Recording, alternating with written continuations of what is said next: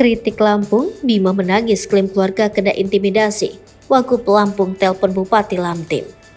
Wakil Gubernur Lampung, Kusnunina Halim, memastikan akan melindungi keluarga Bima, TikTokers Aubimax Ribon yang kritik Provinsi Lampung.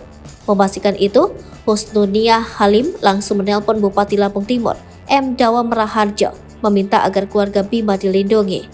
Oh iya bang, itu ada orang tuanya itu yang anak di Australia, Bima. Itu katanya dia bikin video, katanya dia orang tuanya terancam. Abang datangnya ke orang tuanya, bilang aman, kita backup. Husnuniah menegaskan agar keluarga Bima jangan merasa khawatir dan terancam. Buntut dari sang TikToker yang kini menggali ilmu di Australia mengkritik Provinsi Lampung. Bupati Lampung Timur pun menegaskan siap melindungi keluarga Bima. Jangan takut, jangan khawatir. Kita siap semuanya backup. Kalau usah merasa terancam, jangan khawatir. Koordinasikan dengan teman-teman juga di sana. Kalau bisa temui komunikasi dengan Pak Bupati. Sebelumnya, Bima mengabarkan jika keluarganya turut kena imbas usai videonya viral mengkritik Lampung. Bima mengklaim jika keluarganya didatangi polisi hingga dipanggil Pemda setempat. Hal ini disampaikan dalam story Instagram pribadinya yang dikutip akun undercover.id.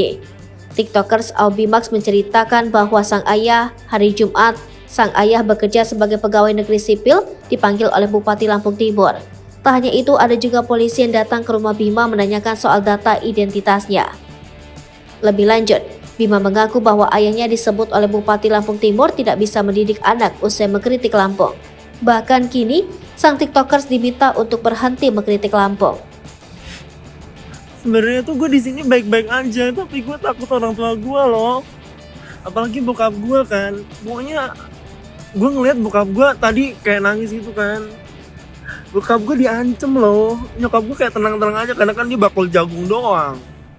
Tak hanya itu saja, Bima bahkan sampai menangis karena komentarnya malah berbuntut panjang sampai orang tuanya kena imbas. Bahkan jabatan sang ayah turut terancam usai dirinya viral mengkritik Lampung.